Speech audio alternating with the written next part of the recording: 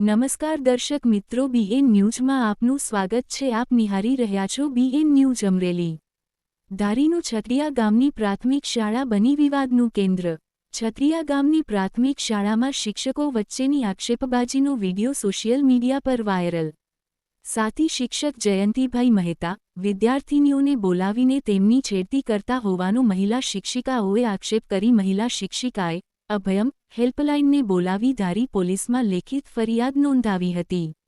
આક્ષેપનો સામનો કરી રહેલા જયંતિભાઈ મહેતાએ તમામ આરોપો નકાર્યા અને કહ્યું, મારી કારકિર્દી ખતમ કરવાનું આ એક મોટું ષડયંત્ર છે.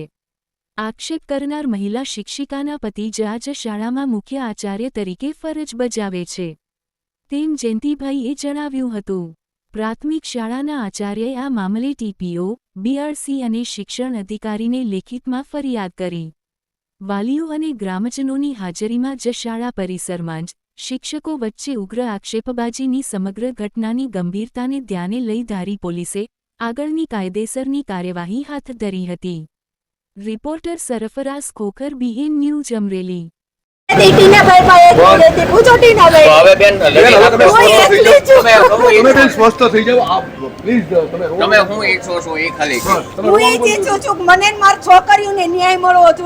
ખોટું ફેરવે નહીં, કઈ મારી છોકરીઓને ફેરવે નહીં, એના વાલીને દબાવીને ફેરવે. આટલી વાલીને કેટલા ફેરવા એને છોકરીઓને બોલવા ન દીધી. ખુદ સલખનાભાઈ છોકરી બોલતી હતી, નો વિડીયો ઉતારવા દીધો એનો, અને ફેરવી નહીં ભાઈને. ઈ રોતી હતી, બોલતી હતી, નો બોલવા દીધી. હું તમને કહું ખાલી જીબેન, તમારું નામ અને શું આપનું? મારું નામ મહેતા રેખાબેન બાબુભાઈ છે. હું શ્રી છતડિયા પ્રાથમિક શાળામાં શિક્ષિકા તરીકે નોકરી કરું છું. બેન, શું આક્ષેપો કાંઈ નહીં. હું કાલે અમારા સાહેબ, મારા મિસ્ટર છે એ પ્રિન્સિપાલ છે. એ પ્રિન્સિપાલ છે ને કાલે મીટિંગમાં ગયા હતા પ્રવેશ ઉત્સવની, અને હું કાલે નિશાળે હતી તો એ બધા સાહેબો હતા. તો એ હું 12 વાગે રજા પડી ગઈ એટલે હું 12 વાગે બહાર નીકળી ગઈ હતી. ચીન રૂપાભાઈ ભાઈ વાહે મધ્યાહન ભોજનમાં હતા. પછી હું બહાર કેટલી વાર ઊભી રહી. એ કઈ વિડીયો ઉતાર લેવાય. છોકરા વાહે કોક હતું, બોયકટ વાળી છોકરી હતી. એ કઈ તમે, હું થોડી એને ઓળખું તું સાહેબ, બોયકટ વાળી છોકરી કોણ છે? એ કઈ તમે એને બોલાવો, હું ક્યાં એને બોલાવા જાઉં? પછી આવ્યા ને એટલે હા ઈ કરતા આવ્યા. ઈ બરોબર. અત્યારે રૂપાભાઈ ને એને ફેરવા છે, ભલે ફેરવા, કઈ વાંધો નહીં. કાલ હાડા ગામે હું બાર ડેલાબાઈ શું ફેરવા? હું આક્ષેપ છે તમારો? આક્ષેપ ઈ છે કે નિશાળમાં કોઈને લઈ આવે, દારૂ પીને લેબ નો બોલાઈ આવે, કોઈ ગમે લેડીઝ ને નો બોલાઈ આવે. મારી છોકરીઓને કઈ ચેન ચાળા કે ધબા મારીને કઈ મારે નહીં, ખોટી ધમકીઓ ન દે. અને ફોનમાં ટેબલના ખાનામાં ફોન રાખી અને બીજી છોકરીઓનો વિડીયો કોલ કરે અને આમ ડિસ્કા કરે. છોકરીઓ મને સ્કૂલની વિદ્યાર્થીનીઓ છે એની અરે કઈ હડપલા. હા, એને આમ ધબ્બો મારીને પટીઓને આમ કરે છોકરીઓને. અને છોકરીઓને પછી ધમકી દે. ઈ છોકરીઓ બોલશે, 5-6 નહીં, બધી છોકરીઓ કહે છે. એમની આજે મામલો પોલીસ સ્ટેશને પહોંચ્યો છે. મુદ્દો મેન શું છે? મુદ્દો મેન ઈ જ છે, એની આટુથી જ છે. આ છોકરીઓ આટુથી હાલે જ છે. કેદુનું છોકરીઓ કેવા આવે છે, મેં મારી પાસે ઈ જો છોકરીઓ એમ કહીશ કે જયંતિ સાહેબ અમને આમ કરે છે. મેં કીધું તમે વાલીને કયો, તો ઈ કહે કે વાલી અમને ભણવા ન આવવા દે. જો આજે જ એક છોકરીને મમ્મી લઈને વયા ગયા. ઈ કે અમાર છોકરીનું નામ નહીં, કે વિડીયો નહીં, વાલી વયા ગયા લઈને. મેં કાંઈ વાંધો નહીં તમ તારે.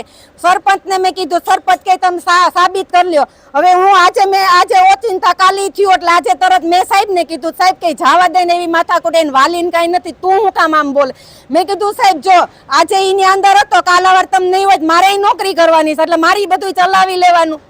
તો ઈ ભાઈ કહે છે કે તમે ખોટું બોલો છો. 12:30 વાગ્યા સુધી હું પાદરે ઊભી રહીને બેન પછી તાળું દીધું તો એને બહાર નીકળી જવું જોઈએ ને વાંહે હું કામ હતું ત્યાં એક શિક્ષક તરીકે? હું લેડીઝ એકલી જ ત્યાં ઊભી હતી, બધાય સાહેબો વહી ગયા હતા. હું કામ એને ત્યાં ઊભું રહેવું જોઈએ? અગાઉ પણ ક્યાંક નોકરી કરતા હતા. હા, અને વાઘોડી શાળામાં બેનું આકડી ગાડીમાં બેઠા પોલીસ ગાડીમાં જો હું હતી ને, એનો ફોન સતત ચાલુ છે. ગામને ભેગા કરી લ્યો, વાલીને ભેગા કરી લ્યો, વાલી નામ સમજાઈ દો. આ આગળ વાઘોડી બન્યું તો ઇસ્યુ એવો જ ઇસ્યુ અહીં બન્યો. વાઘોડી હું ઇસ્યુ કરવા ગઈ હતી, હાલો ઈ એમ કે અહીંયા હું ખોટું બોલું છું, ત્યાં હું ઇસ્યુ કરવા ગઈ હતી.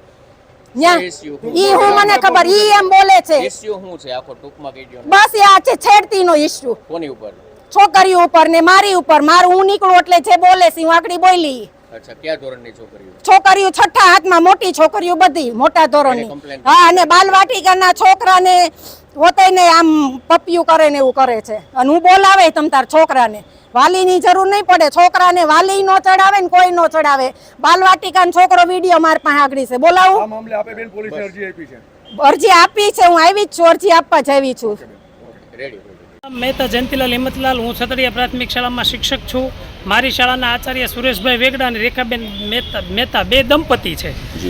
અને મારે જ્ઞાતિ તરીકે અંદરો અંદર કોને ખબર એના મારા પ્રત્યે કંઈક સુખ હોય, એટલે એના દીકરાની સગાઈ નહોતી થતી તોય મારા વિરુદ્ધથી ખોટા આક્ષેપો નાંતેન કરતા હતા. હવે એને કાંઈ નહીં તો છેલ્લી કક્ષાએ મારી ઉપર એક ખોટી ગંદકી ઉલાળી છે, બરાબર. એ તદ્દન પાયા વિહોણા છે અને એ વસ્તુ સાબિત થાય તો તમે કયો એ કરવા તૈયાર છું હું, બરાબર. પણ અમારા જે રેખાબેન મહેતા જે બોલે છે એ બાબતે હું માનહાનિનો દાવો કરવા માગું છું.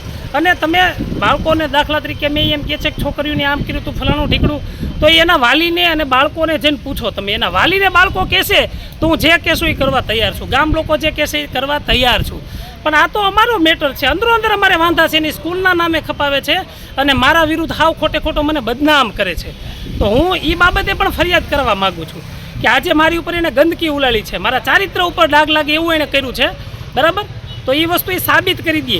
ન થાય સાબિત તો હું કહું એ પ્રમાણે એ આપે પણ પોલીસ સ્ટેશન અરજી આપી છે. હા, હું પણ પોલીસ સ્ટેશને અરજીની ફરિયાદ પણ કરવા માંગુ છું. કારણ કે આજે બધાની વચ્ચે જ્યારે મારી ઉપર આવો આક્ષેપ થતો હોય તો એ વસ્તુ તો મારી જિંદગીનો સવાલ છે. સત્ય પોલીસ તપાસમાં બહાર આવશે. સત્ય પોલીસ તપાસમાં બહાર આવશે.